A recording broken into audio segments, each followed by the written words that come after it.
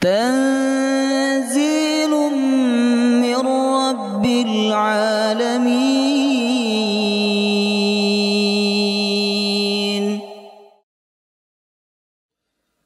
لقد جاءكم رسول من أنفسكم عزيز عليه ما عنتم حريص عليكم بالمؤمنين رؤوف رحيم.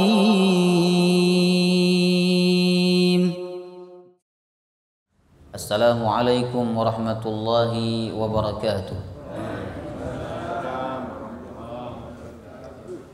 الحمد لله رب العالمين، نحمده ونستعينه ونستغفره ونعوذ بالله من شرور أنفسنا ومن سيئات أعمالنا. من يهده الله فلا مضل له ومن يضلل فلا هادي له. أشهد أن لا إله إلا الله وحده لا شريك له، وأشهد أن محمدا عبده ورسوله لا نبي ولا رسول بعده. اللهم صل وسلم على نبينا محمد وعلى آله وصحبه أجمعين. سبحانك لا علم لنا إلا ما علمتنا إنك أنت العليم الحكيم. اللهم إنا نسألك علما نافعا ورزقا طيبا وعملا متقبلا آمين يا رب العالمين. Alhamdulillah, segala puji bagi Allah yang senantiasa memberikan nikmat kepada kita semua dengan nikmat yang amat sangat banyak, sehingga apabila kita merenungkan dan membayangkan nikmat-nikmatnya, pastilah kita tidak akan kurang-kurangnya bersyukur kepada Allah Subhanahu wa ta'ala. Memang terkadang Bapak Ibu, kita perlu duduk sendiri untuk tafakkur tentang nikmat yang telah Allah Subhanahu wa ta'ala berikan kepada kita. Kita perlu mundur 30 tahun yang lalu mungkin, atau 20 tahun yang lalu, di mana saat itu kita masih belum punya apa-apa. Sekarang di usia 50 mungkin, ada di antara panjenengan usia 40, di antara panjenengan usia 60. Allah Subhanahu wa ta'ala telah memberikan banyak hal. Allah telah memberikan tempat tinggal, Allah Subhanahu wa ta'ala telah memberikan kendaraan, Allah telah memberikan anak-anak yang baik, pasangan yang baik.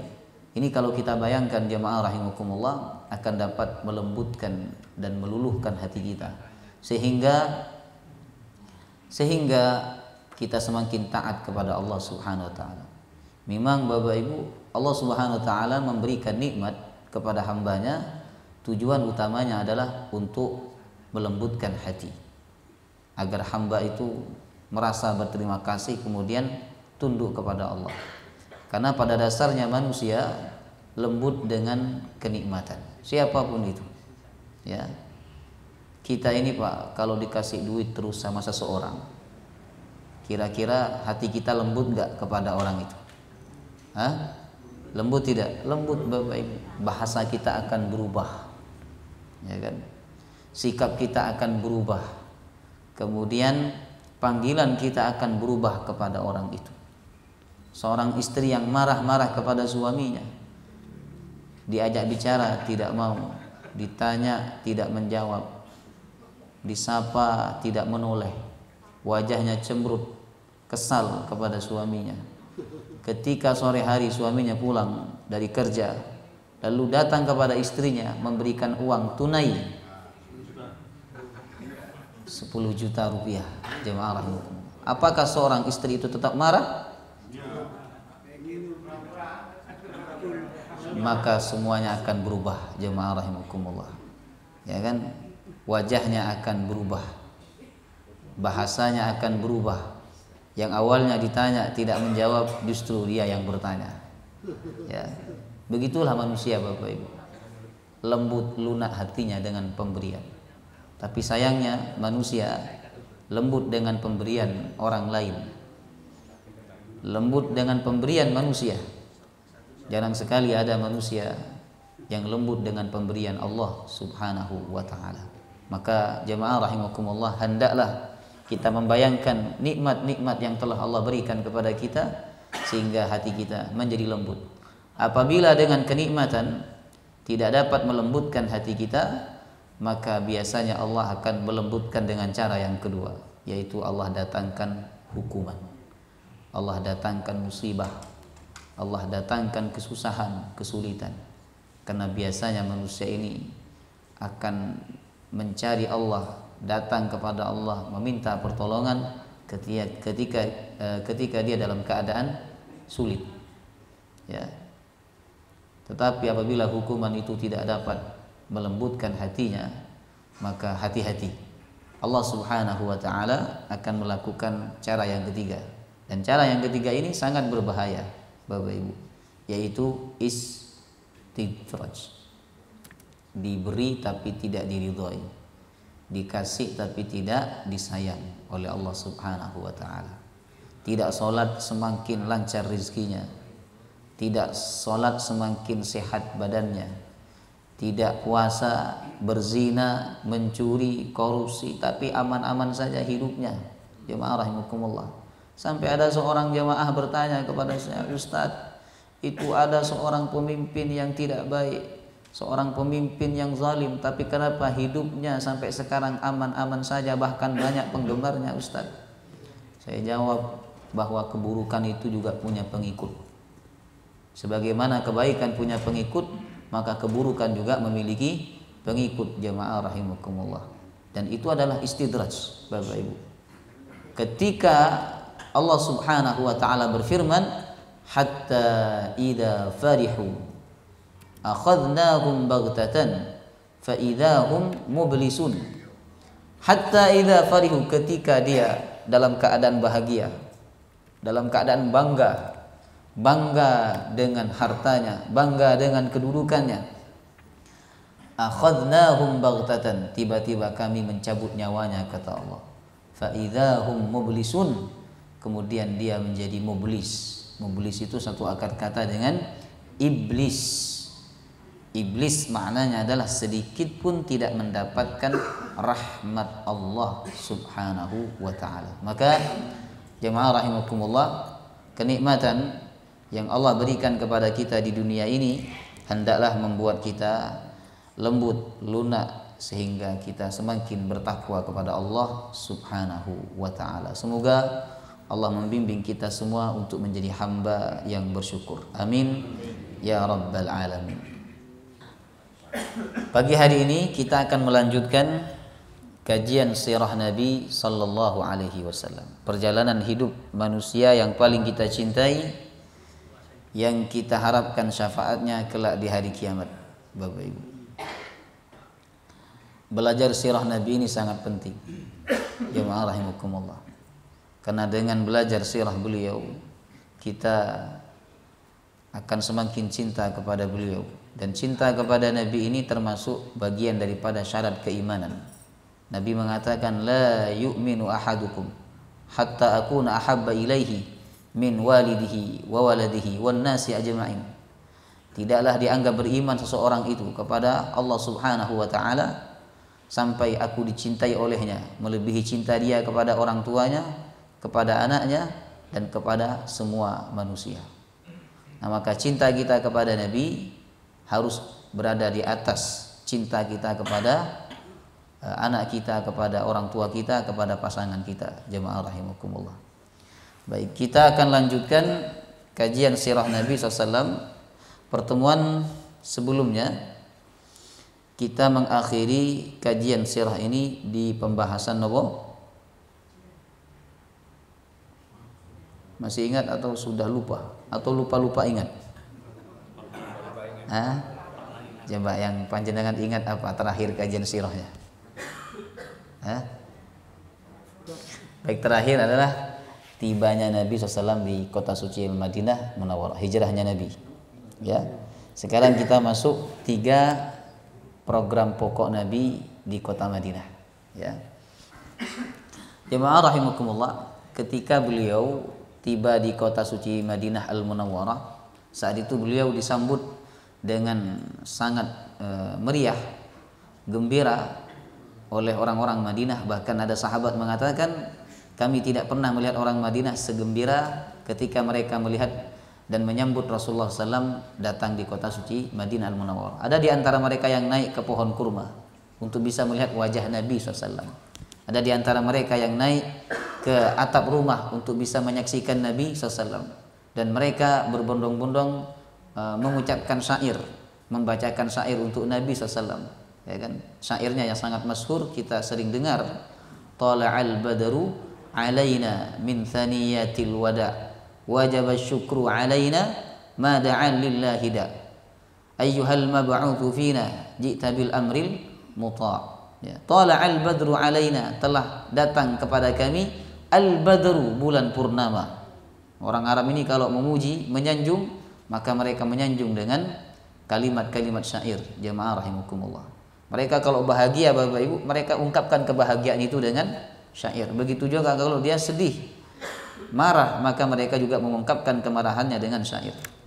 Tala'al badru alaina, telah tiba kepada kami al badru, bulan purnama, min thaniyatil wada', dari kampung Saniyatil Wada'. Karena ketika Nabi hijrah, Nabi sempat mampir ke sebuah kampung namanya Saniyatil Wada'. Wajib syukru alaina, wajib atas kami bersyukur atas kedatangannya. Ma da'a lillahi da', yang mana dia selalu mengajak kepada jalan Allah Subhanahu wa taala. Ayyuhal mab'utsu fina, wahai orang yang diutus kepada kami. Ji'ta bil amril muta', engkau datang membawa urusan yang wajib untuk ditaati. Ya kan? Kemudian jamaah rahimakumullah, orang-orang berebut tali onta Nabi SAW dan mereka meminta Nabi untuk tinggal di rumahnya. Ya.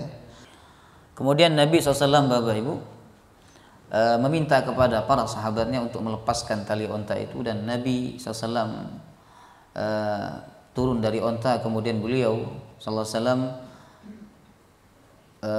membiarkan onta itu berjalan sendiri. Di mana onta itu berada, maka disitulah akan dibangunkan rumahku dan dibangunkan masjidku, kata Nabi SAW. Kemudian jemaah rahimakumullah, onta itu berhenti di sebidang tanah milik dua anak yatim. Ya. Kemudian Nabi SAW mengatakan, hadza insyaallah al-manzil, disinilah insyaallah tempat tinggalku, dan di sini pula akan dibangunkan masjidku, kata Nabi SAW.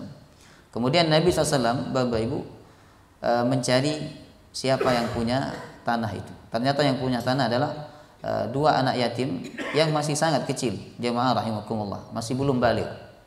Dia memiliki seorang paman, yang mana pamannya itulah yang menjadi wali dia. Kemudian Nabi SAW meminta agar pamannya itu menghadap kepada Nabi SAW. Kemudian dia membawa dua anak yatim itu untuk menghadap kepada Nabi. Kemudian Nabi SAW bertanya, berapa kalian jual tanah ini? Kemudian anak yatim itu mengatakan, ya Rasulullah, justru kami ingin menghibahkan kepada engkau. Tetapi Nabi SAW mengatakan, tidak, saya ingin membeli. Berapa kalian jual? Kata anak yatim itu, kami ingin menghibahkan kepada engkau ya Rasulullah. Ya, kami tidak bisa berbuat apa-apa dan memberikan apa-apa untuk engkau kecuali tanah ini. Tapi Nabi SAW ngotot Bapak Ibu untuk membeli. Jemaah rahimakumullah. Ya kan? Ini pelajaran untuk kita semua, bahwa kita ini tidak boleh merendahkan diri di hadapan orang lain. Ya kan? Kita harus menjaga izzah kita, menjaga marwah kita sebagai umat Islam. Jemaah rahimakumullah. Ya kan? Dan ini dicontoh oleh para sahabat seperti Abdurrahman bin Auf Bapak Ibu. Ketika ditawarkan oleh Sa'ad bin Rabi, wahai Abdurrahman, karena engkau ini dipersaudarakan oleh Nabi denganku, maka aku berikan setengah hartaku kepada engkau, dan jika engkau mau aku ceraikan istriku satu dan engkau nikahi dia setelah selesai masa iddahnya. Tapi Abdurrahman mengatakan apa yang dikatakan oleh Nabi SAW. Abdurrahman menolak Bapak Ibu. Kemudian Abdurrahman mengatakan, semoga Allah memberkahi hartamu dan keluargamu, tunjukkan kepadaku pasar. Jemaah rahimakumullah. Jadi para sahabat itu ditawarkan dengan tawaran yang besar, ya kan, mereka tidak mau, karena mereka mencontoh sebagaimana yang dilakukan oleh Nabi Sallallahu Alaihi Wasallam Bapak Ibu. Ya. Sampai ada seorang murid itu tanya kepada gurunya. Kata muridnya, wahai guruku, adakah orang yang sekarang ingin memberikan setengah hartanya? Kata gurunya, tidak ada. Dia sudah pergi bersama orang yang apabila diberi dia tidak mau. Ya, paham jenengan? Kata gurunya, dia tidak ada, dia sudah pergi bersama orang yang apabila diberi atau ditawari dia tidak mau. Ya kan? Karena kalian apabila diberi mau, maka dia tidak ada, kata gurunya. Jemaah rahimakumullah. Kemudian Nabi SAW mengatakan, Bapak Ibu, bahwa Nabi mengatakan hadza insyaallah al-manzil. Karena Nabi memaksa untuk membeli, maka ditetapkanlah harga sekitar 10 dirham. Jemaah rahimakumullah. Kemudian Nabi membayar 10 dirham kepada wali anak yatim itu. Sehingga tanah itu tanah milik Nabi SAW, murni milik Nabi SAW. Dan disitulah dibangunkan rumah Nabi, dan disitu pula dibangunkan masjid Nabi Sallallahu Alaihi Wasallam. Ya.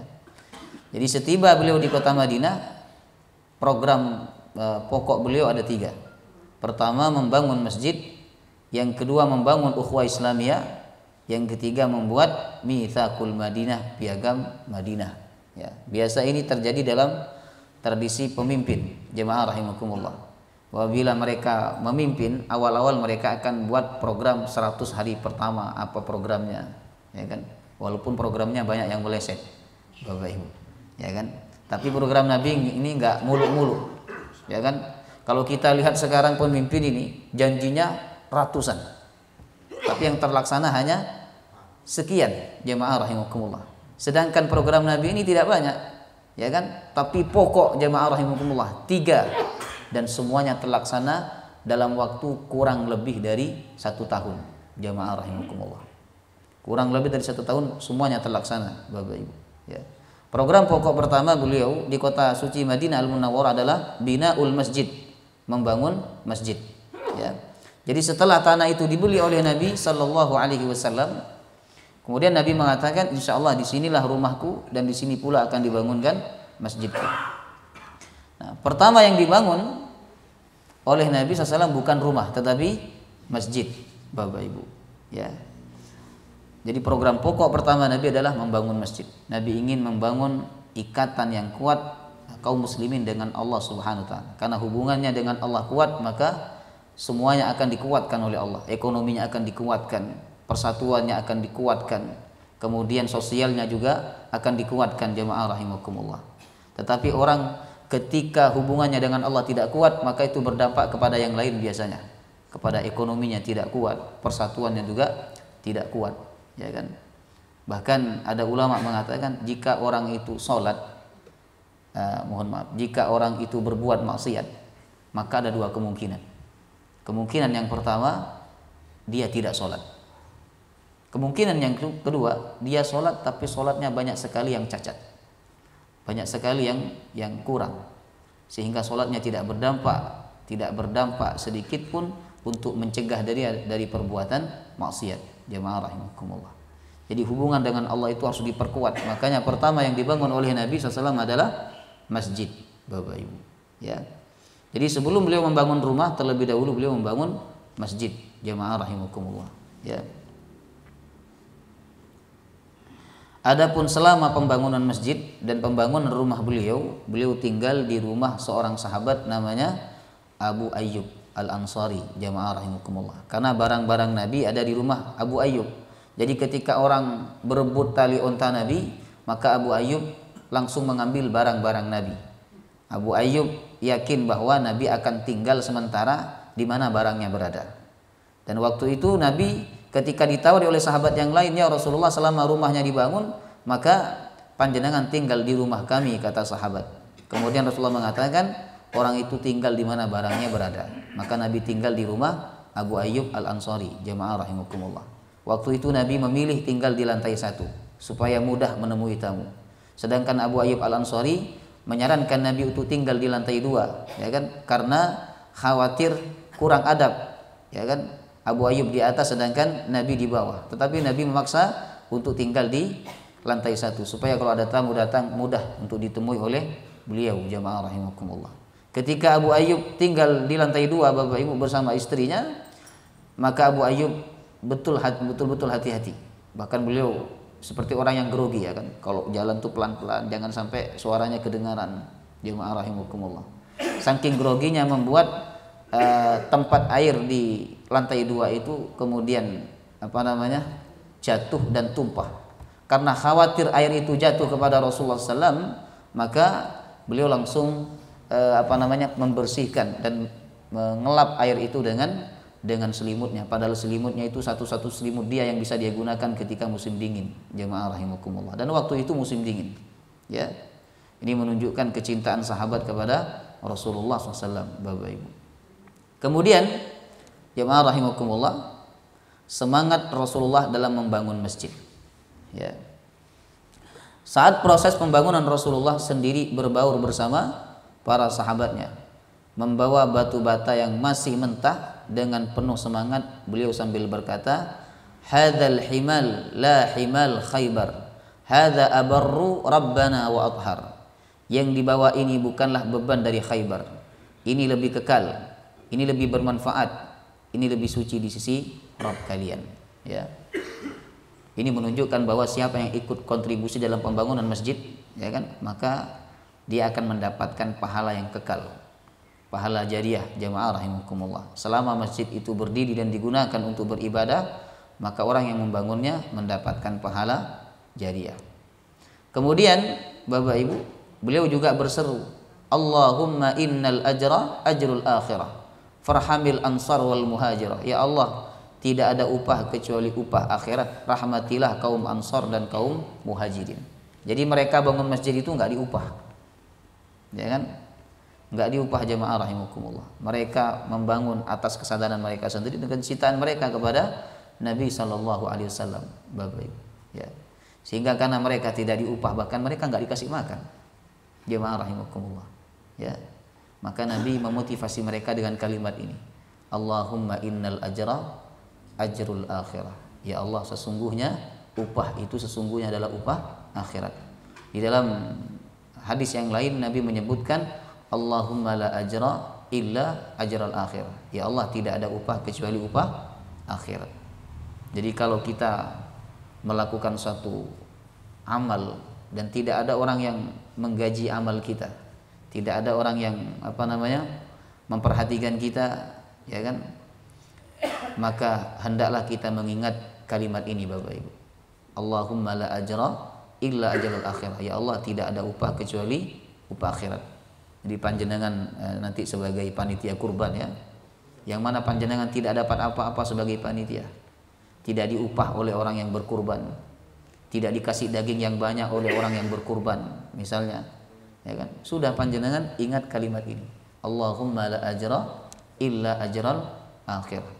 Ya Allah, tidak ada upah kecuali upah akhirat. Sehingga panjenengan tidak mengambil upah dari daging kurban, karena mengambil upah dari daging kurban itu tidak boleh, hukumnya haram. Ya, mengupah tukang jagal dengan bagian dari hewan kurban hukumnya haram. Bahkan Nabi mengatakan fala udhiyatalah, tidak ada kurban baginya. Termasuk juga mengupah panitia. Ya. Masalahnya sekarang ini panitia menetapkan dirinya sebagai orang yang berkuasa atas daging kurban, ya kan, seakan-akan mereka lah yang berkurban, jemaah rahimakumullah, padahal mereka wakil dari orang yang berkurban, Bapak Ibu. Ya, jadi panitia hendaklah sama nanti bagiannya dengan yang lain, ya, jangan dibedakan. Oh, ketua panitia 10 kilo, wakilnya 5 kilo, bendahara 3 kilo, jangan. Itu indikasi upah. Dan mengupah, ngambil upah dari hewan kurban ini tidak boleh, jemaah rahimakumullah. Antara panitia dengan yang bukan panitia, Bapak Ibu. Kalau orang lain dapat 1 bungkus, maka panitia juga dapat 1 bungkus. Loh, saya kerja Ustaz dari pagi sampai sore, karena sapinya banyak yang disembelih, kerja dari pagi sampai malam Ustaz, masa cuma dapat 1 bungkus, ya kan? Maka kita ingat hadis Nabi ini, Allahumma la ajra illa ajral akhirah. Ya Rabb, tidak ada upah kecuali upah akhirat. Ya. Jika hewan itu nanti bersaksi atas orang-orang yang berkurban, yakinlah Bapak Ibu, mereka nanti akan bersaksi atas panitia kurban, yang mana melalui perantara panitia itu kurbannya orang-orang yang berkurban terlaksana. Jemaah rahimakumullah. Begitu yang harus kita ingat. Ketika kita melakukan suatu amal, suatu perbuatan sosial, membangun masjid, kemudian menggalang donasi, donasi dan sebagainya, jemaah rahimakumullah, itu kita harus mengingat kalimat ini. Tidak ada upah kecuali upah akhirat.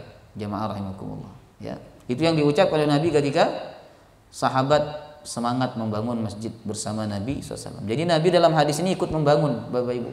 Tidak hanya melihat, mendoakan, tapi beliau ikut mengangkat batu bersama para sahabat. Ya. Kemudian semangat para sahabat membangun masjid. Diriwayatkan bahwa mereka para sahabat sangat bersemangat memindahkan bebatuan sambil melantunkan syair. Mereka mengumandangkan syair. Allahumma innahu la khaira illa khairul akhirah fansuril ansar wal muhajirah. Ya Allah, tidak ada kebaikan kecuali kebaikan akhirat. Tolonglah orang-orang Ansar dan orang-orang Muhajirin. Ya. Jadi mereka membangun sambil apa? Bersyair. Kalau tukang bangun sekarang sambil apa? Sambil nyetel ini dangdut, jemaah rahimakumullah, ya kan? Nyetel dangdut, kadang lagunya tidak jelas, jemaah rahimakumullah, ya kan? Lagunya tidak jelas, seperti berotan itu apa Ibu? Lagunya tidak jelas, ya kan? Seperti mantra-mantra dan sebagainya, jemaah rahimakumullah. Ya, kenapa Ustaz tahu? Karena di rumah saya itu, dekat rumah saya itu kadang ada bantengan. Jemaah rahimakumullah. Setiap ada bantengan, saya pasti nginep di hotel Bapak Ibu. Karena tidak bisa nginep di situ. Suaranya sangat mengganggu. Rumah sampai bergetar. Jemaah rahimakumullah. Ya. Tapi alhamdulillah sudah 5 bulan ini nggak ada bantengan lagi. Ya. Ini tergantung ada yang undang misalnya. Jemaah rahimakumullah. Padahal di kota itu harusnya dilarang, ya kan? Tidak boleh di kota itu. Kecuali di kabupaten masih didispensasi di daerah-daerah tertentu Bapak Ibu. Ya. Jadi lagunya tidak jelas, mantra-mantra, jemaah rahimakumullah. Kadang tukang bangunan itu ketika dia kerja sambil nyetel dangdut dan sebagainya. Dan itu tidak ada unsur-unsur akhirat sama sekali. Jemaah rahimakumullah.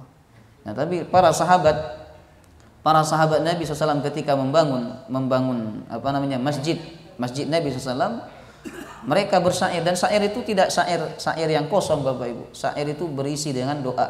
Jemaah rahimakumullah. Allahumma innahu la khaira illa khairul akhirah fansuril ansar wal muhajirah. Dan syair mereka ini tidak menggunakan musik, ya. Jadi ketika sahabat membangun masjid Nabi itu tidak bersyair sambil membunyikan musik atau menabuh gendang, tidak, jemaah rahimakumullah. Orang Arab ini menabuh gendang Bapak Ibu hanya dalam 2 hal. Pertama, ketika menyambut kedatangan para pedagang. Yang kedua, biasanya mereka menabuh gendang ketika hendak berperang. Jemaah rahimakumullah. Ini orang-orang Arab jahiliyah, ya. Adapun Nabi SAW dan para sahabatnya, mereka hanya bersyair saja, ya. Termasuk sahabat yang sangat semangat membangun masjid Nabi waktu itu adalah Ammar bin Yasir, ya. Yang lain membawa 1 batu, sedangkan dia membawa 2 batu. Jemaah, yang lain memegang dengan 2 tangannya, kemudian dipikul 1 batu, sedangkan Ammar bin Yasir memikul 2 batu. Tangan kanannya dan tangan kirinya membawa batu. Jemaah rahimakumullah, dipikul dengan bahu kanan dan bahu kirinya. Kemudian Rasulullah SAW mengapresiasi apa yang dilakukan oleh Ammar bin Yasir, Bapak Ibu. Rasulullah mengatakan, wahai Ibnu Sumayyah, orang-orang lain mendapatkan 1 pahala, sedangkan engkau mendapatkan 2 pahala. Dalam satu hadis Bapak Ibu, Ammar bin Yasir berkata, ya Rasulullah, 1 untuk saya, 1-nya buat panjenengan. Jadi panjenengan nggak usah ngangkat-ngangkat, duduk aja, saya wakilkan. Tapi Nabi nggak mau. Tapi Nabi SAW tetap ngangkat-ngangkat, ya kan? Ikut membangun masjid, jemaah rahimakumullah, ya kan? Walaupun beliau seorang pemimpin, ya, yang pantas untuk diam duduk kemudian mendoakan para sahabatnya, tetapi beliau tidak melakukan itu Bapak Ibu, ya. Kemudian Rasulullah mengatakan, kelak bekal terakhirmu adalah 1 hirupan susu, dan engkau akan dibunuh oleh seorang kelompok pembangkang. Hadisnya sahih. Dan ternyata benar, ya, di masa pemerintahan Ali bin Abi Thalib, saat Ali bin Abi Thalib konflik dengan Muawiyah bin Abi Sufyan, ya. Itu kalau kita baca sejarahnya kekhalifahan jemaah Allah, ngeri, ya. Tetapi Imam Malik ketika ditanya, Bagaimana pendapat Anda dengan sahabat-sahabat Nabi? Mereka hidup di masa Nabi, mereka melihat wajah Nabi, tapi mereka konflik, bahkan mereka berperang saling membunuh. Apa kata Imam Malik? Walaqad afallah amma salaf. Mungkin mereka sudah bertaubat dan Allah pasti mengampuni dosa-dosa mereka yang telah lalu. Jemaah rahimakumullah. Ya. Nah, kemudian Ammar bin Yasir ini berada di pihak Ali bin Abi Thalib, dan pada akhirnya mereka, jemaah rahimakumullah, saling berperang, ya kan? Kemudian Ammar bin Yasir dibunuh oleh seorang kelompok pembangkang. Bapak Ibu, benarlah apa yang disabdakan oleh Nabi sallallahu alaihi wasallam, ya. Kemudian konstruksi bangunan masjid. Awalnya masjid tersebut hanya berukuran sekitar 50 kali 50 meter. Ini sebagian pendapat, ya. Sebagian pendapat lain mengatakan kurang dari ini, bahkan ada yang mengatakan lebih dari ini, Bapak Ibu. Kemudian Rasulullah membangun dengan tangannya sendiri, kemudian dibantu oleh para sahabat dan kaum muslimin. Keempat sisi masjid ini terbuat dari batu bata dan tanah, sementara atap masjid terbuat dari daun kurma dan sebagian atapnya dibiarkan terbuka dengan tiang penopang yang terbuat dari batang pohon kurma. Jadi ketika hujan itu airnya masuk, ketika panas, panasnya masuk. Jamaah rahimakumullah. Makanya dalam suatu hadis dikatakan, idza shtaddal harru fa'abridu bis shalah. Apabila panas sangat terik, maka laksanakanlah sholat ketika sudah mulai dingin, yakni sholat zuhur. Adanya tetap di awal waktu, tetapi pelaksanaan sholatnya diundur oleh Nabi SAW. Ini berlaku di masa itu. Kalau di masa sekarang tidak, jamaah rahimakumullah. Karena kebanyakan masjid ini ber-AC, Bapak Ibu. Di Masjidil Haram, Masjid Nabawi, bahkan masjid-masjid di sana itu semuanya AC, jamaah rahimakumullah. Ya. Kemudian ketika hujan, maka hujannya masuk, airnya masuk, jamaah rahimakumullah. Pada suatu malam ketika Nabi SAW sedang melaksanakan sholat malam, i'tikaf dengan beberapa para sahabatnya, tiba-tiba turun hujan deras. Kemudian air itu masuk ke dalam masjid. Lalu Nabi ketika sujud, wajahnya terkena air, jamaah rahimakumullah. Lalu Nabi mengatakan, insyaallah malam hari ini Lailatul Qadar. Ya, jadi salah satu tanda Lailatul Qadar itu adalah turunnya hujan, jamaah rahimakumullah. Ya. Kemudian Bapak Ibu, masjid ini digunakan tanpa penerangan di malam hari, sehingga ketika para sahabat sholat subuh, mereka tidak kenal siapa di samping mereka, ya kan? Kemudian Nabi SAW selesai melaksanakan sholat subuh, Bapak Ibu, ketika para sahabat sudah bisa mengenal siapa di samping kanan kiri mereka. Ini menunjukkan bahwa sholat subuh Nabi panjang, ya, sholat subuh Nabi panjang. Kemudian jamaah rahimakumullah, ketika waktu Isya dibuat sedikit penerangan dengan membakar jerami. Baik, ini sekilas tentang konstruksi bangunan masjid Nabi SAW, ya. Kemudian masa pembangunan masjid. Disebutkan bahwa pembangunan masjid membutuhkan waktu 12 hari. Ini termasuk cepat, Bapak Ibu. Karena semua sahabat saat itu gotong royong, mereka berbondong-bondong ikut membangun masjid Nabi sallallahu alaihi wasallam. Setelah itu dilanjutkan dengan membangun rumah untuk Nabi dan istri-istrinya. Ya. Saat itu Nabi punya 2 istri. Saat pembangunan rumah beliau, Saudah binti Zam'ah dan Aisyah radhiyallahu anha. Bapak Ibu. Ya. Saudah binti Zam'ah dan Aisyah radhiyallahu anha. Sehingga yang dibangunkan rumah itu ada 2. Rumahnya Aisyah, kemudian juga rumahnya Saudah. Jemaah rahimakumullah. Lalu setelah itu Nabi menikah lagi sampai beberapa rumah dibangunkan untuk Nabi SAW. Jadi kalau kita melihat sejarah ini, yang pertama kali dibangun bukan rumah tetapi masjid. Ini menunjukkan bahwa hendaklah rumah Allah lebih diutamakan, didahulukan daripada rumah kita sendiri, Bapak Ibu. Ya. Saya punya seorang guru, ya. Beliau punya prinsip bahwa beliau punya pondok pesantren. Ya. Beliau punya prinsip bahwa masjid itu harus lebih bagus dari pondok, dan pondok harus lebih bagus dari rumah pengasuh. Ya, walaupun ada tamu dari berbagai macam kalangan datang ke rumah beliau, tetap nggak dikasih kursi, lesehan, jemaah rahimakumullah. Ya, jadi rumahnya sangat sederhana sekali, Bapak Ibu. Ya, tetapi pondoknya bagus, lebih bagus daripada rumahnya. Kemudian masjidnya lebih bagus daripada pondoknya. Jemaah rahimakumullah. Jadi rumah Allah ini harus lebih diutamakan. Ya kan? Hendaklah kita malu kepada Allah jika kita tinggal di samping masjid, rumah kita besar, rumah kita mewah, sedangkan masjidnya sudah rusak, atapnya bocor dan lain sebagainya. Walaupun Allah itu tidak butuh disembah dengan masjid yang mewah, tetapi hendaklah kita malu kepada Allah ketika rumah kita mewah tapi masjid di dekat kita biasa-biasa saja. Jemaah rahimakumullah. Ya. Kemudian setelah pembangunan masjid selesai, barulah beliau membangun rumahnya. Rumah untuk Aisyah dan rumah untuk Saudah binti Zam'ah. Jadi masing-masing istri itu punya rumah sendiri-sendiri, Bapak Ibu. Tidak digabung menjadi satu.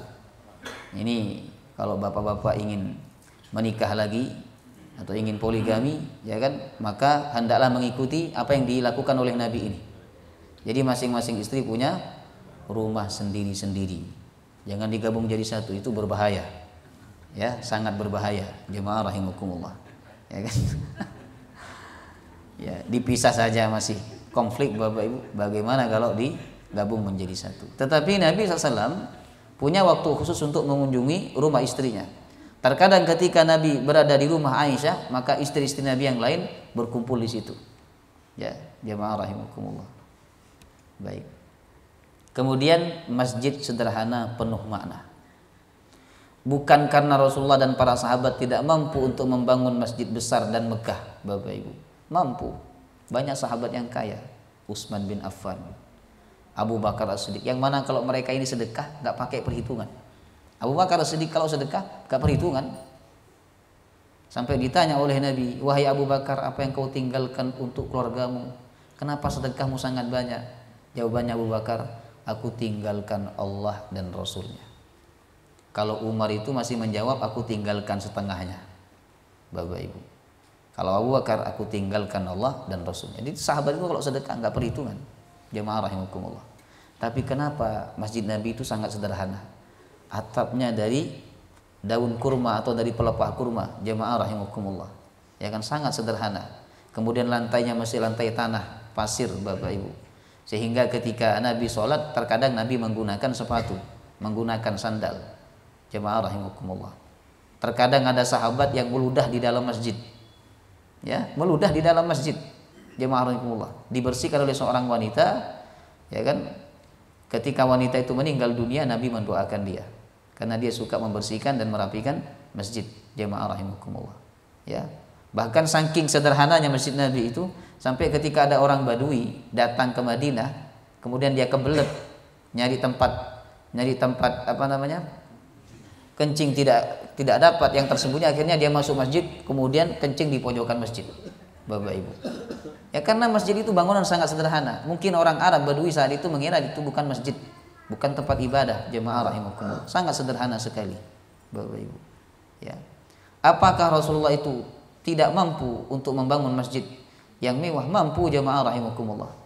Tapi Rasulullah SAW justru memerintahkan para sahabatnya untuk membangun masjid dengan bentuk yang sangat sederhana, Bapak Ibu.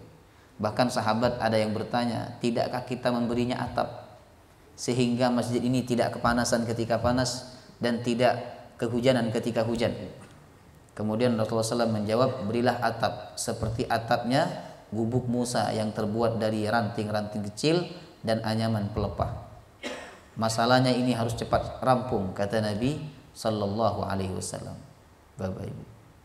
Dan masjid itu tetap dalam bentuk seperti itu sampai masa Khalifah Abu Bakar, tanpa penambahan ataupun perubahan sedikit pun, jemaah rahimakumullah. Baru di masa Umar ada perubahan sedikit, dan perubahan besar-besaran ini di masa Utsman bin Affan radhiyallahu anhu. Ya, jemaah rahimakumullah. Jadi masjid Nabi ini sangat sederhana, Bapak Ibu. Bahwa Nabi SAW memberikan pelajaran kepada kita, makmurnya masjid itu bukan dilihat dari bangunannya, tetapi ibadah yang dilakukan di dalamnya. Ya, itu namanya makmur. Walaupun masjidnya gede, AC-nya banyak, kemudian karpetnya sangat lembut, tetapi ibadah di situ sangat jarang sekali dilaksanakan. Kadang hanya duhur dan asar saja, atau maghrib dan isya saja ada berjamaah, selainnya tidak ada. Pengajian-pengajian juga tidak aktif di situ. Kemudian kegiatan-kegiatan ibadah yang lainnya juga tidak aktif. Maka masjid seperti ini tidak bisa disebut dengan Baitul Ma'mur, rumah yang makmur.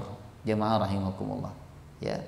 Kemudian yang kedua, Nabi ingin memberikan pelajaran kepada kita bahwa Allah itu tidak butuh disembah dengan bagusnya masjid. Walaupun masjidnya sederhana, maka itu sudah cukup, ya, sudah cukup bagi Allah Subhanahu wa taala agar hambanya melaksanakan ibadah dan menyembah kepada Allah Subhanahu wa taala. Bapak Ibu, ya. Apakah tidak boleh membangun masjid mewah besar? Boleh, jemaah rahimakumullah. Walaupun Nabi mengatakan bahwa orang berlomba-lomba membangun masjid Mekah itu bagian daripada tanda kiamat, tapi kiamat kecil, tanda kiamat kecil. Tanda kiamat itu ada 3, jemaah rahimakumullah, ya kan? Tanda kiamat kecil itu yang sudah lewat, yang sedang dialami sekarang, dan yang akan terjadi, ya kan? Tanda kiamat kecil itu ada 3. Yang sudah lewat diantaranya adalah diutusnya Nabi SAW, terbelahnya bulan di masa Nabi SAW. Jadi tanda kiamat itu tidak selalu jelek, Bapak Ibu. Diutusnya Nabi baik atau tidak? Baik, jemaah rahimakumullah. Kemudian pengembala kambing berlomba-lomba membangun rumah besar, ya kan? Dan itu sudah terjadi. Baik, jemaah rahimakumullah, ya kan? Termasuk juga tanda kiamat yang sudah terjadi, orang berlomba-lomba membangun masjid, membesarkan masjid. Jemaah rahimakumullah. Itu tanda kiamat yang baik, Bapak Ibu. Ya, ada tanda kiamat yang sedang terjadi sekarang, yaitu maraknya perzinahan, maraknya pembunuhan. Dan ada tanda kiamat kecil yang akan terjadi. Kalau kecil ini masih jauh, ya, masih jauh jemaah Allah. Tanda kiamat kecil yang akan terjadi yaitu laki-laki 1:50 perempuan. Jadi di akhir zaman nanti bahwa seorang laki-laki akan menafkahi 50 perempuan. Mungkin 50 perempuan itu adalah dia istrinya 4 mungkin. Kemudian masing-masing istrinya itu orang tuanya sudah meninggal dunia. Mereka punya anak perempuan semua. Sehingga kalau di total satu laki-laki ini menafkahi 50 perempuan. Itu nanti ada di akhir zaman, Bapak Ibu. Ya. Jadi masjid Nabi ini sangat sederhana, jemaah rahimakumullah. Baru dibangun secara besar-besaran, signifikan ini di masa Utsman bin Affan radhiyallahu anhu. Keutamaan Masjid Nabawi. Ada 5 keutamaan masjid ini, Bapak Ibu. Yang pertama, masjid yang paling terakhir dibangun oleh Nabi dan Rasul, dan termasuk masjid yang paling berhak untuk dikunjungi. Ya. Masing-masing Nabi dan Rasul itu punya tempat ibadah yang dibangun oleh mereka. Dan tempat ibadah yang terakhir dibangun oleh para Nabi dan para Rasul yaitu Masjid Nabawi. Kata Nabi, ana khatimul anbiya, saya ini penutup para nabi. Wa masjidi khatimu masajidil anbiya, dan masjidku khatimu masjidil anbiya, masajidil anbiya, penutup masjid-masjid yang dibangun oleh para nabi. Dalam hadis ini Nabi mengakui sebagai masjidku. Ya, ini menunjukkan bahwa boleh kita mengakui bahwa masjid itu masjid kita. Oh, itu di masjid saya, itu di masjid bapak saya, dan seterusnya boleh, jemaah rahimakumullah. Asalkan tidak ada unsur riya atau ujub atau menyombongkan diri. Makanya masjid itu dinamakan oleh para sahabat sebagai Masjid Nabawi. Masjid Nabawi itu masjid Nabi Sallallahu Alaihi Wasallam, Bapak Ibu. Ya. Jadi di zaman Nabi masjid itu nggak ada namanya. Nabi tidak menyebut Masjid Nabawi, enggak. Itu baru ada setelah Nabi wafat, Bapak Ibu. Beliau ketika menyebut masjid itu disebut dengan istilah masjidi, masjidku, kata Nabi Sallallahu Alaihi Wasallam. Ya. Nah, bagaimana dengan penamaan masjid menggunakan nama orang? Boleh-boleh saja. Masjid Fatimah, Masjid Aisyah. Misalnya panjenengan sebagai donatur, Bapak Umar misalnya sebagai donatur tunggal, lalu masjidnya disebut dengan Masjid Umar, boleh-boleh saja, ya kan? Tetapi harus hati-hati, jangan sampai nama itu membuat dia sombong, kemudian riak, ujub, lalu mengakui bahwa itu masjid dia sendiri, orang lain tidak boleh masuk dalam masjid itu. Ini tidak diperkenankan, jemaah rahimakumullah, ya. Karena masjid itu apabila dibangun, maka masjid itu sudah menjadi milik Allah. Wa annal masajida lillah. Sesungguhnya masjid-masjid itu lillah, milik Allah Subhanahu wa taala, ya. Kemudian ahaqqul masajid ayyuzar wa yushadda ilaihi rawahil al-masjidul haram wa masjidi, kata Nabi. Masjid yang paling berhak untuk dikunjungi, bahkan harus berjuang, bersusah payah untuk bisa berkunjung, itu Masjidil Haram dan masjidku, kata Nabi, Masjid Nabawi, ya. Ketika Nabi menyebut Masjidil Haram, Nabi juga menyebut Masjid Nabawi, masjidnya. Ini menunjukkan bahwa ada kaitan yang sangat erat antara Masjidil Haram dengan Masjid Nabawi. Kemudian yang kedua, Bapak Ibu, keutamaan Masjid Nabawi. Melaksanakan 40 sholat di Masjid Nabawi, maka akan terbebas dari sifat munafik dan neraka.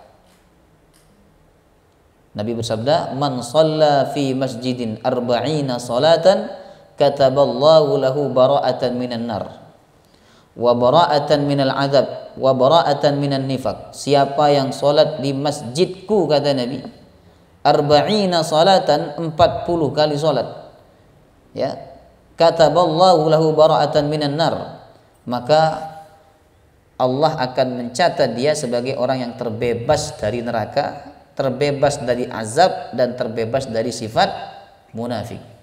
Tapi hadis ini sangat umum, Bapak Ibu, ya, sangat umum. 40 sholat itu 40 sholat apa yang dimaksud? Apakah 40 kali sholat berjamaah,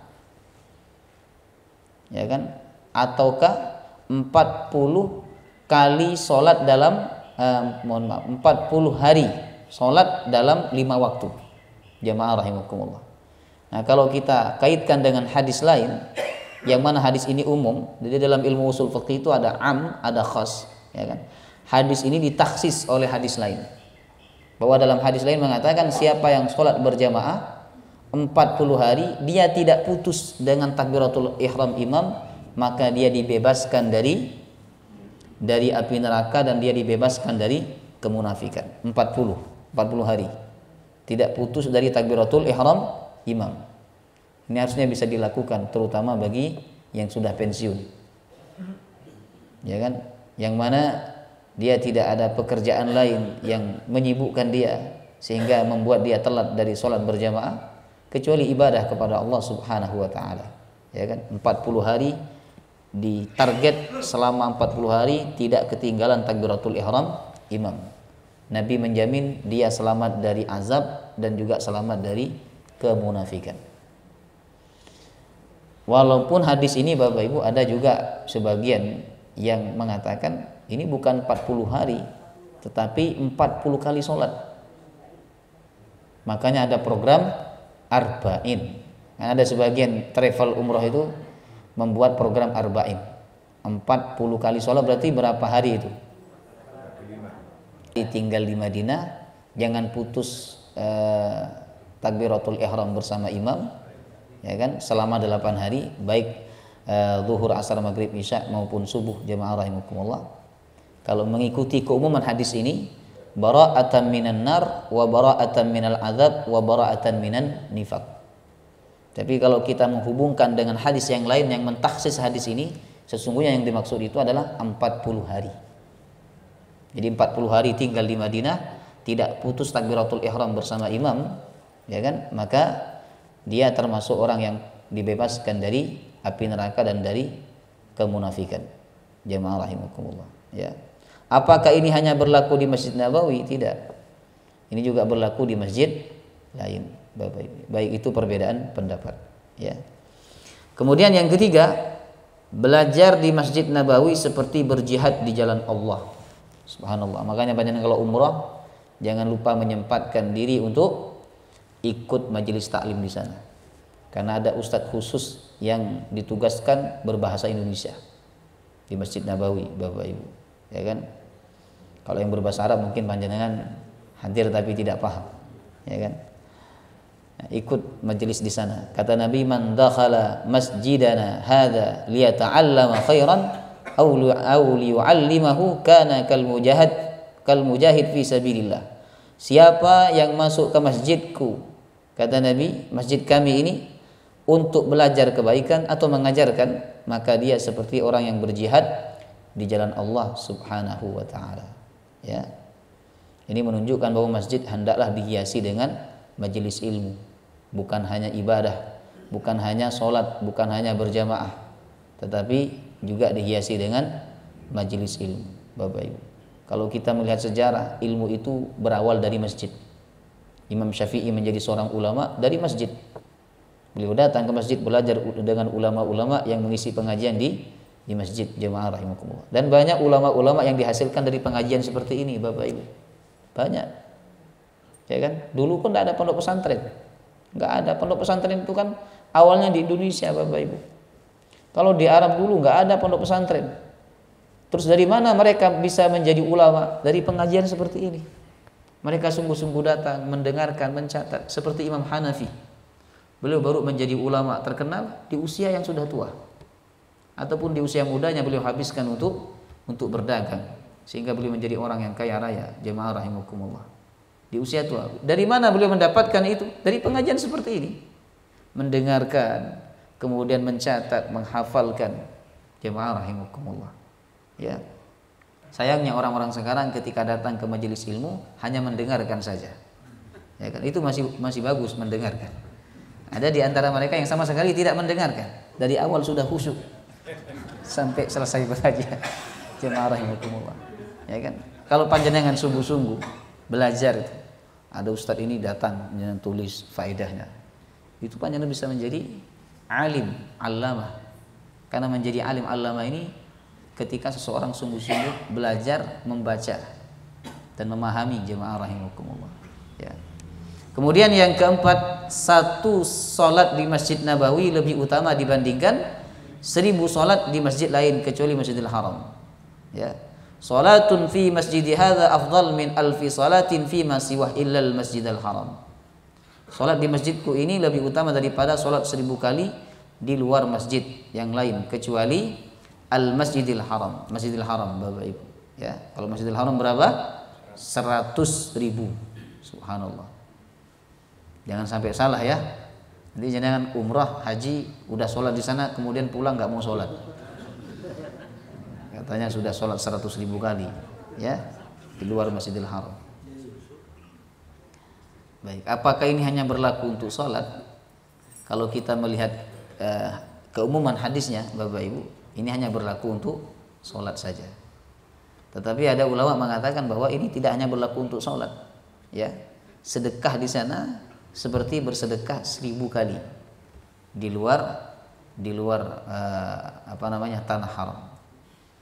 Kemudian terdapat raudhah, taman surga, Bapak Ibu. Wa inna mimbari ala tur'atin min tara'il jannah, kata Nabi. Di antara mimbar dan rumahku ada riyadul jannah, ada taman surga yang dikasih karpet hijau itu, jemaah rahimakumullah. Itu adalah raudhah Nabi sallallahu alaihi wasallam.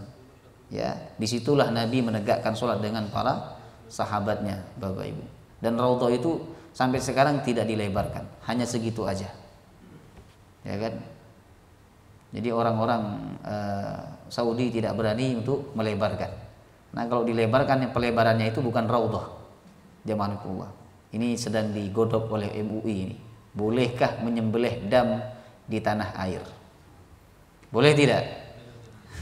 Kalau saya, Bapak Ibu, tetap berpegang teguh kepada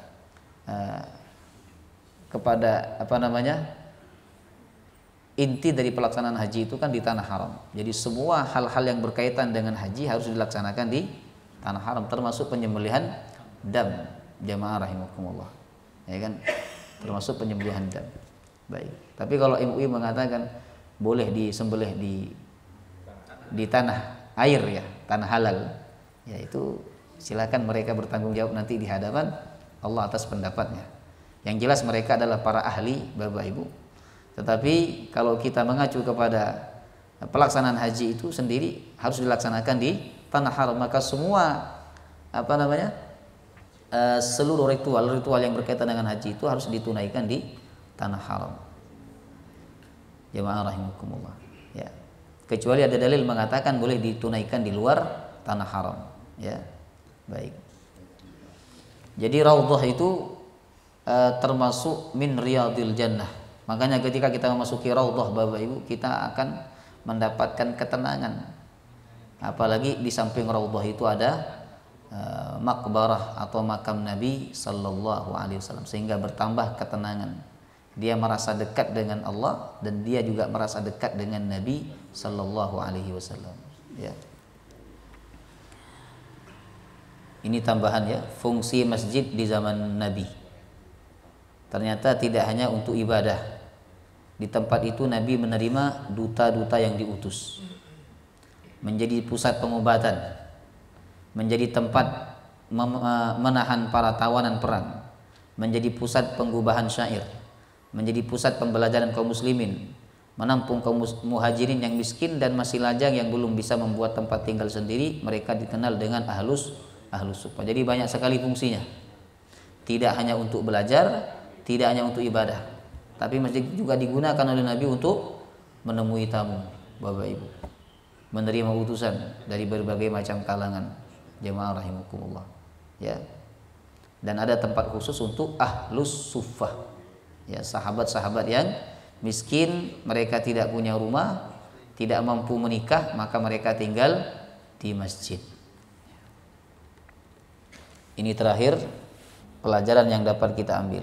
Pertama, mayoritas ulama ahli fikih berdalil dengan perbuatan Rasulullah yang membeli tanah milik anak yatim melalui wali mereka, bahwa akad anak yang belum balik pada harta yang dia miliki itu tidak sah. Tidak sah.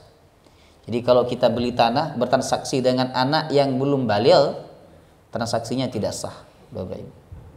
Kecuali kata ulama modern, transaksi yang ringan, yang mana anak itu tidak akan salah, ya kan? Misalnya beli garam atau beli beras atau beli minyak, ya kan?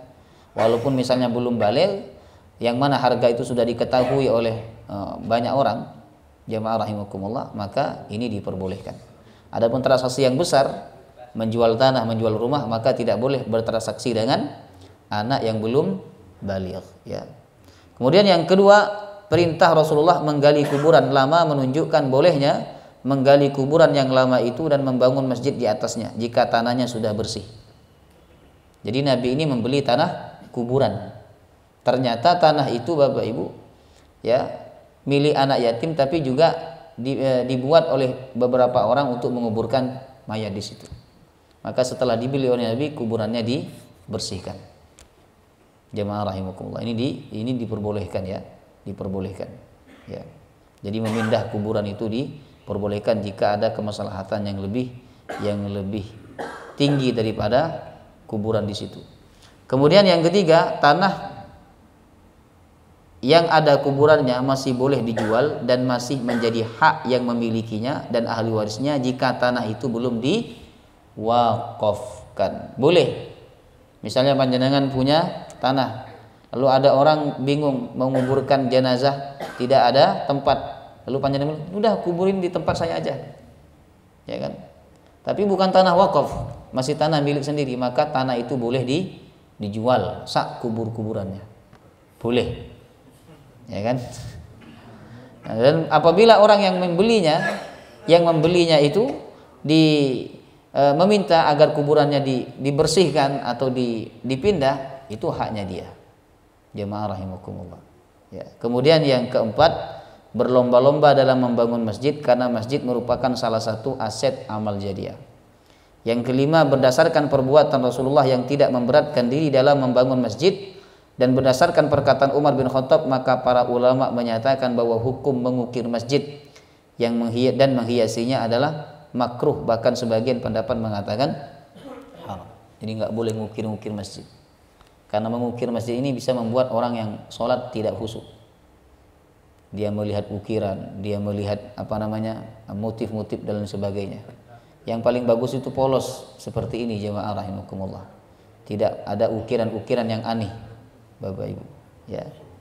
Kemudian yang keenam, membangun ikatan dan komunikasi spiritual dengan Allah harus diutamakan daripada membangun yang lain, sebagaimana Rasulullah membangun masjid terlebih dahulu sebelum yang lainnya. Wallahu taala a'lam bissawab. Masih ada waktu 7 menit. Silakan kita buka tanya jawab. Silakan.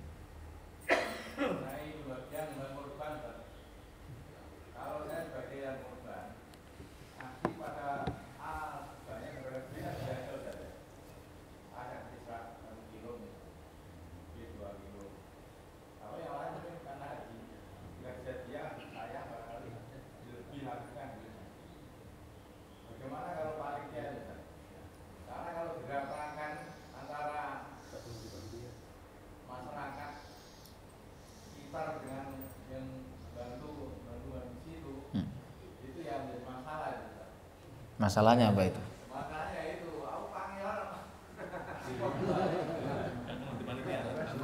Oh, nggak mau bantu lagi. Ya.